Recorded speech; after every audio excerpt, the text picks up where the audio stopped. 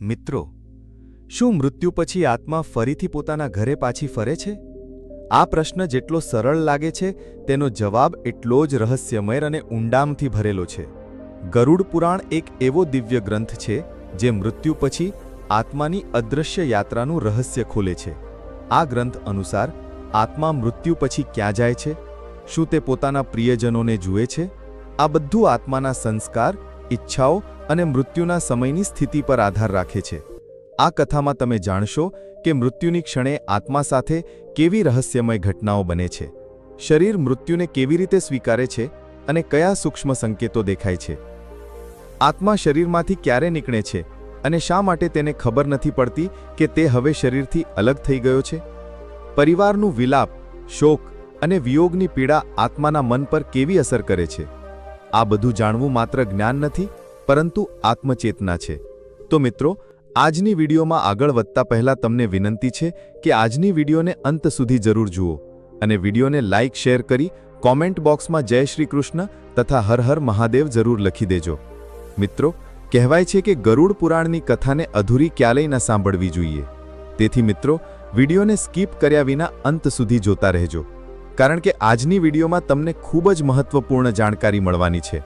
અને અમારી ચેનલને હજુ સુધી સબસ્ક્રાઇબ નથી કરી તો ચેનલને સબસ્ક્રાઇબ જરૂર કરી દેજો. તો મિત્રો, ચાલો આજે આપણે એક એવી અદૃશ્ય યાત્રામાં પગલાં મૂકીએ જેનો આરંભ થાય છે અંતથી, એટલે કે મૃત્યુથી. તમને જાણીને આશ્ચર્ય થશે કે હિન્દુ ધર્મમાં કુલ 18 મહાપુરાણો છે અને તેમાંનું એક છે ગરુડ પુરાણ, જે ન માત્ર મૃત્યુ પછીના રહસ્યોને ખોલે છે, પરંતુ આત્માની અનકહી પીડા અને દિવ્યતાનું ચિત્ર પણ દોરે છે. આ ગ્રંથમાં 19,000 શ્લોકો દ્વારા ભગવાન વિષ્ણુએ ગરુડને એ જ્ઞાન આપ્યું જે મૃત્યુના સમયે અને તે પછી આત્માના અનુભવોને ઉજાગર કરે છે. આ કારણે તેને મહાપુરાણનું બિરુદ મળ્યું છે.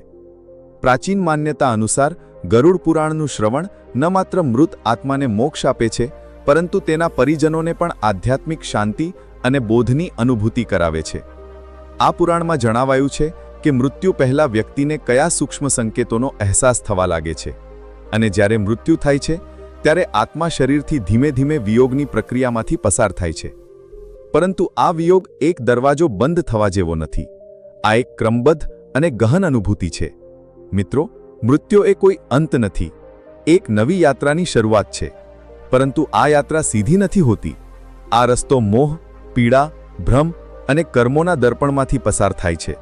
ગરુડ પુરાણ અનુસાર જ્યારે જીવન અંતિમ તબક્કે આવે છે ત્યારે આત્મા શરીરથી અલગ થવાના સંકેતો આપવા લાગે છે. વ્યક્તિને ક્યારેક પૂર્વજોના દર્શન થાય છે, ક્યારેક એવું લાગે છે કે કોઈ દિવ્ય શક્તિ તેને બોલાવી રહી છે. શરીર ધીમે ધીમે ઠંડુ થવા લાગે છે. આ ઠંડક પગથી શરૂ થઈને માથા સુધી પહોંચે છે. શ્વાસની ગતિ અસામાન્ય થઈ જાય છે, ક્યારેક ઝડપી, ક્યારેક ધીમી. ક્યારેક મૃત્યુ પહેલા વ્યક્તિના ચહેરા પર એક અલૌકિક તેજ દેખાય છે, જાણે અંદરથી કોઈ દિવ્યતા ઝળકી રહી હોય. ચાલો જાણીને કે આત્મા શરીરને કેવી રીતે છોડે છે. જ્યારે જીવનની જ્યોત બુજાય છે ત્યારે ઊર્જા શાંત થઈ જાય છે, પરંતુ આત્મા ત્યાં જ થંભી જાય છે, અસમંજસમાં. તે નીકળવાનો રસ્તો શોધે છે, ક્યારેક માથાથી, ક્યારેક હૃદયથી.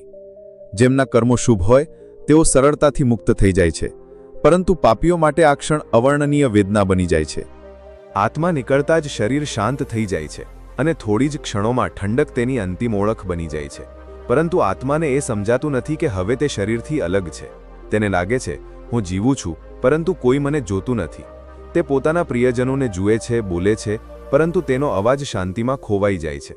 તે પોતાને સ્વપ્નમાં સમજે છે, કારણ કે જે તેને દેખાય છે તે વાસ્તવિક નથી લાગતું, પરંતુ તે સંપૂર્ણપણે વાસ્તવિક હોય છે. હવે જાણીએ પરિવારનો શોક આત્માને કેવી રીતે સ્પર્શે છે. જ્યારે ઘરમાં રડવાની ચીખો ગુંજે છે ત્યારે આત્મા તેમને શાંત કરવા માંગે છે. હું અહીં જ છું તેમ કહેવા માંગે છે. કેટલીક આત્માઓ બેચેન થઈ જાય છે, ગુસ્સામાં કે પીડામાં. તેઓ હવાઓને હલાવી દે છે, દરવાજા ખડખડવા લાગે છે, અને ક્યારેક તેઓ સ્વપ્નમાં ઉતરી આવે છે. મિત્રો, યમદૂત ક્યારે અને કેવી રીતે આવે છે? આત્મા થોડા સમય પછી એક નવી હલચલ અનુભવે છે. અચાનક કોઈ અદૃશ્ય શક્તિઓ નજીક આવે છે. જો આત્મા પુણ્યવાન હોય તો ઉજ્જવળ દેવદૂતો આવે છે, જે તેને સન્માન સાથે સ્વર્ગ તરફ લઈ જાય છે. પરંતુ જો કર્મો અંધકારમય હોય તો ભયાનક યમદૂતો આવે છે, જે આત્માને પકડીને ચીખો વચ્ચે નરકની દિશામાં લઈ જાય છે. પરંતુ આ યાત્રા અહીં અટકતી નથી. સૌથી પહેલા આત્માને તેના સંપૂર્ણ જીવનનું દર્પણ બતાવવામાં આવે છે. દરેક પુણ્યકર્મ તેના અંદર સંતોષની જ્યોત પ્રગટાવે છે અને દરેક પાપકર્મ તેને ડરાવે છે. યમદૂત ધીમેથી કહે છે, હવે તારો સમય આ લોકમાં સમાપ્ત થયો. તો મિત્રો, ચાલો જાણીએ એ રહસ્ય જે આત્મા મૃત્યુ પછી 13 દિવસ સુધી અનુભવે છે.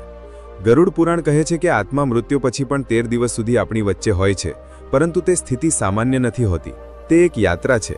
પહેલા 3 દિવસ ભ્રમ, મોહ અને અજ્ઞાનનો સમય હોય છે. આત્મા પોતાના મૃત્યુને સ્વીકારતો નથી. તે ઘરમાં જ ભટકે છે, પોતાના પરિવાર સાથે વાત કરવા માંગે છે, પરંતુ તેનો અવાજ કોઈ સાંભળી શકતું નથી. જો મૃત્યુ દુઃખદ કે હિંસક હોય તો આત્મા બેચેની, દર્દ અને ગૂંચવણમાં ફસાઈ જાય છે. 4 થી 10મા દિવસ સુધી ધીમે ધીમે આત્માને સત્ય સમજાવવા લાગે છે. તે અનુભવે છે, હવે હું આ શરીરનો ભાગ નથી. જો પરિવારે ધર્મ અનુસાર ક્રિયાઓ કરી હોય તો આત્માને થોડી રાહત મળે છે, પરંતુ જેમની ઈચ્છાઓ અધૂરી હોય તેમનો આત્મા બેચેન, અસ્થિર અને ભટકતો રહે છે. 11માંથી 13મા દિવસ સુધી આત્મા માટે વિદાયનો સમય આવે છે. પિંડદાન અને શ્રાદ્ધ તેના આગલા લોકનો દ્વાર ખોલે છે. જેમણે જીવનમાં ધર્મ અને પુણ્ય કમાયું હોય તેમને દેવદૂતો સ્વર્ગ લઈ જાય છે, અને જેમણે પાપોનો બોજ ઉઠાવ્યો હોય તે યમદૂતો સાથે નરક તરફ જાય છે. મિત્રો, આવો હવે જાણીએ આત્મા કેવી રીતે સંકેત આપે છે. જ્યારે કોઈ આત્મા મોહમાં ફસી જાય તો તે કેટલાક રહસ્યમય ઇશારાઓ છોડે છે. સ્વપ્નમાં આવવું, ઘરમાં અજાણી સુગંધ ફેલાવવી, લાઇટ્સનું આપોઆપ ચાલવું કે બુઝાવવું, અચાનક ઠંડી હવા ફૂંકાવી, આ બધું તે આત્માની મૌન પોકાર હોઈ શકે છે. ગરુડ પુરાણ કહે છે કે મૃત્યુ પછી આત્મા શરીર છોડી દે છે, પરંતુ ચેતના બની રહે છે. તે જોઈ શકે છે, સાંભળી શકે છે, પરંતુ બોલી શકતો નથી, સ્પર્શી શકતો નથી. આ યાત્રા રહસ્યમય છે. તો મિત્રો, ચાલો આ વિશે વિગતે જાણીએ. શું આત્મા મૃત્યુ પછી પણ પોતાના પ્રિયજનો પાસે રહે છે? શું તે જુએ છે કે તેના જવા પછી ઘરમાં શું થઈ રહ્યું છે? ગરુડ પુરાણ કહે છે કે શરીર 3 સ્તરોથી બનેલું હોય છે. સ્થૂળ શરીર, જે મૃત્યુ પછી નાશ પામે છે. સૂક્ષ્મ શરીર, જેમાં મન, બુદ્ધિ અને અહંકાર હોય છે. અને કારણ શરીર, જે આત્માની મૂળ ચેતના છે. મૃત્યુના સમયે આત્મા સ્થૂળ શરીરનો ત્યાગ કરે છે, પરંતુ સૂક્ષ્મ શરીર સાથે જીવંત અનુભવ કરતી રહે છે. આથી જ આત્મા જોઈ શકે છે, સાંભળી શકે છે, પરંતુ બોલી શકતી નથી, કારણ કે તેની પાસે હવે એ શારીરિક સાધનો નથી જેનાથી અવાજ નીકળે. પરંતુ જ્યારે લાગણી ઊંડી હોય ત્યારે આત્મા બોલ્યા વિના પણ પોતાની વાત કહી દે છે. ક્યારેક તે સ્વપ્નમાં આવે છે, ક્યારેક કોઈ સુગંધ અનુભવાય છે, તો ક્યારેક વીજળીના સાધનો આપોઆપ બંધ કે ચાલુ થઈ જાય છે. આ આત્માના મૌન સંકેતો હોય છે. મોક્ષ પ્રાપ્ત આત્મા પરમાત્મામાં વિલીન થઈ જાય છે. એવી આત્મા પાછી ફરતી નથી. સ્વર્ગ કે નરકમાં ગયેલી આત્મા પોતાના કર્મોનું ફળ ભોગવે છે. તે પૃથ્વીના કાર્યોમાં હસ્તક્ષેપ કરી શકતી નથી. ભટકેલી આત્મા, જે અધૂરી ઈચ્છાઓ કે ગહન મોહને કારણે આ લોકમાં અટવાઈ જાય છે, તે ક્યારેક પરિવારને સંકેત આપે છે કે સહાય કરવાનો પ્રયાસ કરે છે.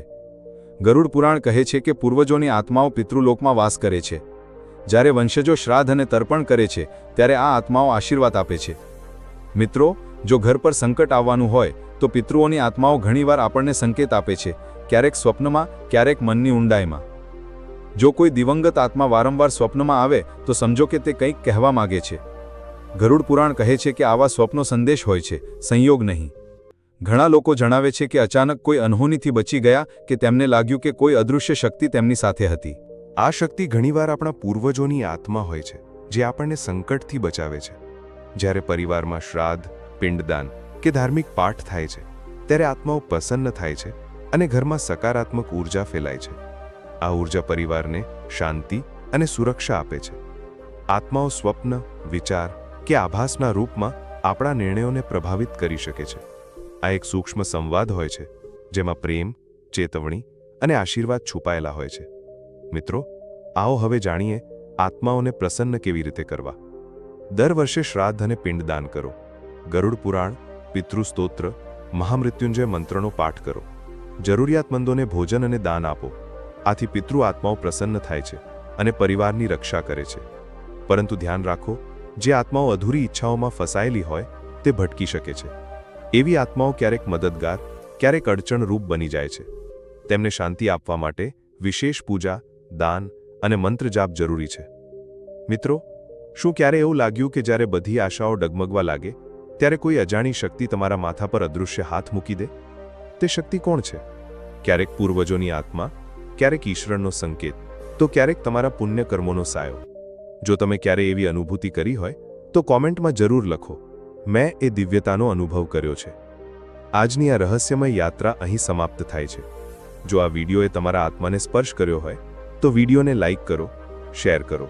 અને હા, જો તમે ઈચ્છો છો કે આવા જ દિવ્ય સત્યો તમારા જીવનનું માર્ગદર્શન કરે, તો અમારી ચેનલને મનથી સબસ્ક્રાઇબ કરો. ફરીથી મળીએ એક નવી વિડીયો સાથે. જય શ્રી કૃષ્ણ. હર હર મહાદેવ.